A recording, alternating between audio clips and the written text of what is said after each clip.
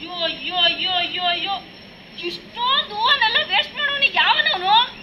ಅವ್ನಿಗೇನ್ ಬರ್ಬಾರ್ದು ಬಂದಿತ್ತು ಅಂತ 1 ಕೆಜಿ ಒಂದೇ 1 ಕೆಜಿ ಮಾರ್ಕೆಟ್ ಇಂದ ಹೊತ್ಕೊಂಡ್ಬರಕ್ಕೆ ನನ್ ಸೊಂಟ ಬಿದ್ದೋರ್ತದೆ ಗೊತ್ತಾ? ಅಂತದ್ರಾಗೆ ಇಷ್ಟೊಂದು ಹೂವನ್ನೆಲ್ಲ ವೇಸ್ಟ್ ಮಾಡೋನಲ್ಲ, ಮಗನಿಗೆ ಏನ್ ಬರ್ಬಾರ್ದು ಬಂದಿತ್ತು ಅಂತೀನಿ.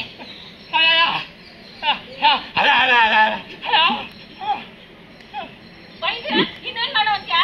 ಅವನ್ನ ಈ ಕರೆದು ಕೂರ್ಸಿ ಇದೇ ಹೂವಲ್ಲಿ ಅಲಂಕಾರ ಮಾಡೋ ಅಂತ್ಯಾ? ಒಬ್ಬ ರೈತ ಹೂವ ಬೆಳೆಯಕ್ಕೆ ಎಷ್ಟು ಕಷ್ಟ ಪಡ್ತಾನೆ ಗೊತ್ತಾ?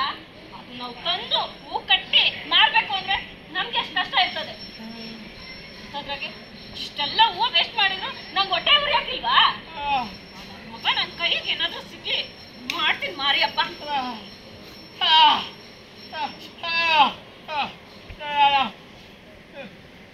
ನೀನ್ ನೋಡ್ಕೋದ್ಯಾ? ನೋಡ್ಕೊಳ್ಳೋದ್ ನನ್ ಕಂಡಿನಿ. ಅಲ್ಲ, ಇದು ತೋರ್ಸ್ಬೇಕು ಅಂತಾನೆ ನೀನ್ ನನ್ನ ಅಲ್ಲಿಂದ ಹೇಳ್ಕೊ ಬಂದ. ಇದು ನನ್ ಕರ್ದು ತೋರ್ಸಕ್ಕಿಂತ ಅವ್ನಿಗೆ ಕೆಲಸ ಮಾಡುವಾಗ ಅವ್ನ ಮುಖಕ್ಕೆ ಥೂ ಅಂತ ನೀನ ಉಗಿಬೇಕು ತಾನೆ. ಅದ್ರ ಬದಲು ಇಲ್ಲಿಂದಾನೇ ನಿಂತ್ಕೊಂಡು ಕಿರ್ಚಿಟ್ಟಿದ್ರೆ ಅಲ್ಲಿಂದ ನಾನು ಓಡ್ಬತ್ತಾಗ್ಲಿಲ್ವಾ? ಹೋಗ್ಲಿ ಬಿಡು, ಇದೆಲ್ಲ ಒಂಚೂರು ತೆಗೆದ್ಬಿಟ್ಟು ಆ ಮರದ ಬುಡಕ್ಕಾದ್ರೂ ಹಾಕು. ಅಲ್ಲವ್ವ ಕಾಯ್ತಿರ್ತಾಳೆ, ನಾನು ಹೋಯ್ತೀನಿ. ಹಾಕು. ಹಾ